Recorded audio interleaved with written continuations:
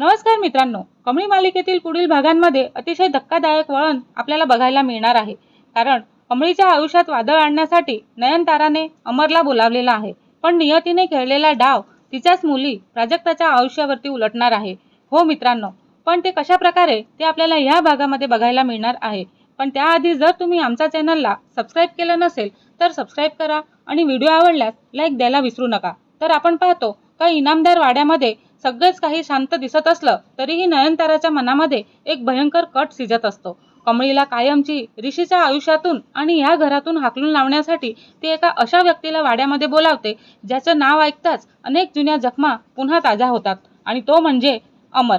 अमरच्या वाड्यातील प्रवेशाने कमळीला काहीतरी विचित्र जाणवू लागतं. त्याच्या डोळ्यामध्ये एक गूढ शांतता असते आणि तो जणू प्रत्येकावरती नजर ठेवून असतो. पण सर्वात जास्त त्याचं लक्ष असतं ते म्हणजे कमळीवर.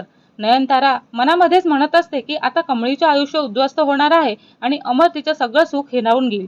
पण नयनताराला माहीतच नसतं की अमर फक्त तिच्या सांगण्यावरून आलेला माणूस नाही, तर त्याच्या हातात एक जुनं बंद पाकिट असतं आणि त्या पाकिटात दडलेलं असतं इनामदार कुटुंबाचं एक मोठं रहस्य. आणि एका रात्री अमर एकटाच त्या पाकिटाकडे पाहतच म्हणत असतो का वेळ आलेली आहे, आता इतकी वर्ष लपवलेलं सत्य बाहेर येणारच आहे.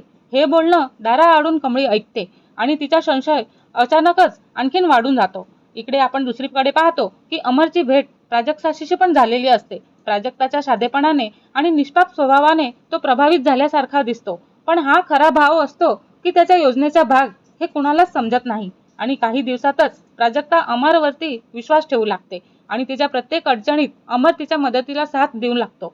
नयनतारालाही वाटत असतं की अमर अजूनही कमळीवरच लक्ष ठेवून आहे, पण प्रत्यक्षात तो हळूहळू प्राजक्ताला आयुष्यामध्ये प्रवेश करतो. आणि एका दिवशी कमळीला अमरच्या खोलीमध्ये एक जुना फोटो सापडतो. तो फोटो पाहून तिचे डोळे विस्फारतात आणि त्या फोटोमध्ये अमर सोबत एक लहान मुलगी असते आणि ती मुलगी दुसरी कोणी नसून तर प्राजक्ता सारखीच दिसत असते. आणि कमळी विचारात पडते का हा फक्त योगायोग आहे का, की ह्या फोटोमध्ये एखाद भयंकर सत्य दडलेला आहे. तर ती हा फोटो नयनताराला दाखवण्याचा प्रयत्न करते, पण नयनतारा तितक्यावरच संतापते आणि ती म्हणते का तू आमच्या फॅमिली मॅटरमध्ये भाग घेऊ नकोस. तू माझ्या घरामध्ये फूट पाडण्याचा प्रयत्न करत आहेस आणि अमरवरती आरोप करून काहीही सिद्ध होणार नाही. तेव्हा कमळी शांत राहते, पण ती अमरचा भूतकाळ शोधायचा प्रयत्न करते. आणि इकडे आपण पाहतो की अमर एका अज्ञात व्यक्तीला भेटतो आणि तो म्हणतो की नयनताराने मला कमळीला संपवण्यासाठी बोलावलेलं होतं, पण आता खेळ बदललेला आहे, आता तिलाच तिच्या चुकीची शिक्षा मिळणार आहे. हे ऐकताच त्या व्यक्तीच्या चेहऱ्यावरती धक्कादायक हास्य उमटतं. दुसऱ्या दिवशी आपण पाहतो तर प्राजक्ताला एक अनोळखी नंबरवरून फोन येतो आणि तो म्हणत असतो की जर तुला अमरचं खरं सत्य जाणून घ्यायचं असेल ना, तर आज रात्री जुन्या गिरणीत ये. प्राजक्ता कोणालाही न सांगता तिथे पोहोचते आणि कमळीला याची चाहूल लागते आणि ती पण तिच्या मागे जाते. जुन्या गिरणीत पोहोचल्यानंतर अचानक दिवे बंद होतात.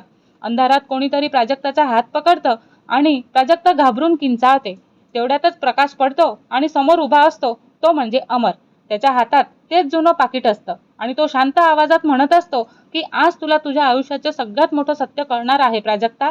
तेवढ्यामध्ये तिथे नयनताराही पोहोचते आणि ती अमरला थांबवण्याचा प्रयत्न करते, पण अमर तिच्या समोर ते पाकिट उघडतो आणि आत काही जुनी कागदपत्र आणि एक विशेष पत्र पण असतं. आणि ते पत्र पाहताच नयनताराच्या चेहऱ्यावरचा रंग जुळतो. ती थरथर कापू लागते, कारण त्या पत्रामध्ये तिच्या भूतकाळातील असा एक गुपितचा उल्लेख झालेला असतो का ते जर बाहेर आलं तर तिचं संपूर्ण आयुष्य उद्ध्वस्त होणार असतं.